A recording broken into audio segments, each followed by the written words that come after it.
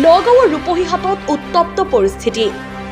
ধুবুৰীৰ সাংসদ ৰকিবুল হুছেইনক বাধা প্ৰদানক কেন্দ্ৰ কৰি সৃষ্টি হয় এই উত্তপ্ত পৰিস্থিতিৰ।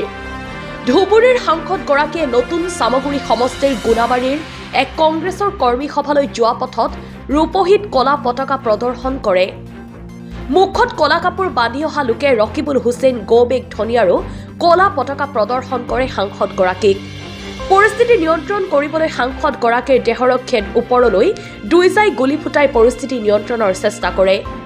ঘটনাক কেন্দ্ৰ কৰি চেপা উত্তেজনা অব্যাহত ৰূপহীহাটত। উক্ত বৰ্বৰ আক্ৰমণৰ ঘটনাৰ পিছতেই ধুবুৰীৰ সাংসদ ৰকিবুল হুছেইনৰ প্ৰতিক্ৰিয়া প্ৰকাশ। নগাঁৱৰ পৰা বিভূতি বৰাৰ ৰিপৰ্ট, বটদ্ৰা লাইভ।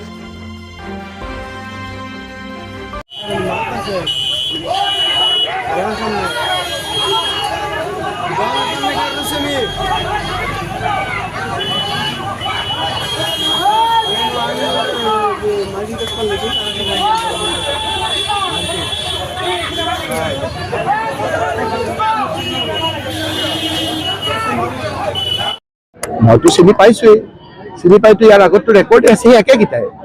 যেতিয়া এবাৰ আজি হিমন্ত বিশ্ব শৰ্মাই ইমানকৈ উৎপাত বাঢ়িছে, তেওঁ কৰা কুকৰ্মৰ বিচাৰ নোহোৱা কাৰণে হৈছে।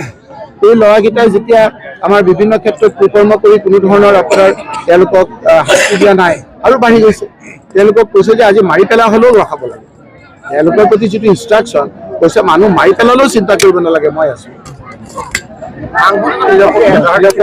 আজি মইতো ইয়ালৈ আহিলো মিটিঙত। মোৰ এটা সিদ্ধান্ত ল'ব লাগিব যে মই ভয়ত পেপোৱা হৈ এজাহাৰৰ পিছে পিছে দৌৰি এজাহাৰ দিম নে মানুহৰ লগত মিটিং কৰিম। মই মানুহৰ লগত মিটিং কৰাটো মই শ্ৰেয় বুলি ভাবিছো আৰু মানুহৰ মাজলৈ মই আহিছো।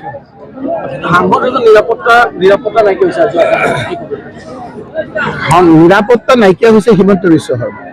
সেইকাৰণে নিত্য নতুন বিভিন্ন ধৰণৰ কেছ মামলা ষড়যন্ত্ৰ কৰি তেওঁ ৰাজনৈতিকভাৱে জীয়াই থাকিবলৈ বিচাৰিছে। ইতিমধ্যে আমাৰ ঝাৰখণ্ডৰ ৰাইজে যিটো তেওঁৰ প্ৰতি বিচাৰ কৰিলে, অসমৰ ৰাইজেও যে সেইটোৱে বিচাৰ কৰিব, তেওঁ যে 26ত মুখ্যমন্ত্ৰীৰ পৰা আঁতৰিব, সেই কথাটো স্পষ্ট হৈ গৈছে। এজন এজন ঘৰে যদি আমি কান্দি আছো, সেইটো মাজত মুখ্যমন্ত্ৰী ডাঙৰীয়া যদি এইবিলাক ইণ্ডিকেশ্যন দি থাকে যে মাৰি পেলাম, অমুক কৰিম, সেইটো আমাৰ শুভ লক্ষণ নহয়। আমি ৰাইজৰ কাম কৰি যাম। যোনে পুলিচে আহক বা আমাৰ কিবা ক্ৰিমিনেলে আমাৰ ৰখাব বিচাৰক, আমি একো ভয় নকৰোঁ। আমি ৰাইজৰ পক্ষত আছো আৰু ৰাইজৰ যোনখিনি অনিয়ম যোনখিনি সৃষ্টি কৰি আছে চৰকাৰখনে, অনিয়মখিনি আমি কেনেকে চৰকাৰ হলে আমি নিয়ম কৰিম, সেইখিনি আমি এতিয়া আলোচনা কৰি আছো।